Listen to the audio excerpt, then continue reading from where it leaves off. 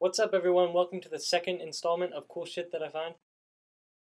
It happened kind of by accident, but this episode ended up taking on the theme of my childhood dreams, or some kind of bullshit like that. Weirdly enough, one of my favorite things to do as a kid was take a nice, warm bath. And even to this day, it's still one of my favorite things to do. If you haven't noticed, I filmed these videos in a bathtub. So ironically, the first piece of cool shit that I came across this week was the world's largest bathtub, as certified by the Guinness Book of World Records. And here's a picture since you shouldn't believe a word I say. Maybe if this show gets popular, they'll let me film an episode in there. Now, I don't mean to be a party pooper, especially when it comes to gigantic bathtubs, but I think the Guinness Book of World Records might be playing a little fast and loose with the term bathtub. I think I saw a slide going into that thing. Yep, that's a slide. So what actually makes a bathtub a bathtub? Well, I'm not the bathtub police, but is a giant cupcake really still a cupcake, or has it just become a cake? This thing is probably more like a really big jacuzzi or a regular pool, but it's still cool shit. Speaking of pools, the number one thing I really wanted when I was a kid was a swing set, but I couldn't get one because I had a stupid pool take out my whole backyard. Man, I really got lucky with that transition. Now, I know what everyone's thinking. Are you really complaining about having a giant pool in your backyard? Well, stop judging me, I have a story.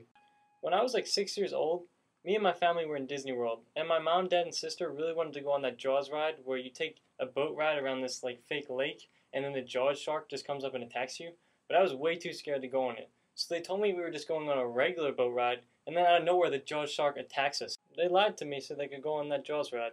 So I experienced what I thought was an actual shark attack at the age of 6 in Disney World. After that experience, I was just traumatized of going in any large body of water, even a pool.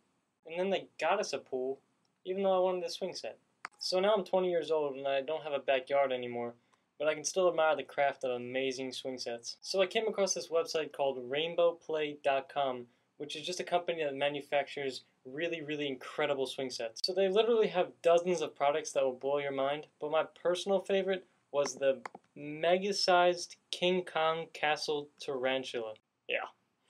And if you don't think anything can ever live up to that name, check this out. The words you're looking for are holy shit. I don't even get why people buy houses when you could just buy one of those things and live in it.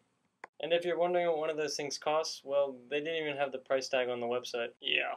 So to wrap up today's episode, yeah, I'm sad too. I'm gonna leave you off with literally one of my favorite findings on the internet. So this thing looks like a regular couch, right? But then what's going on? Oh, holy shit.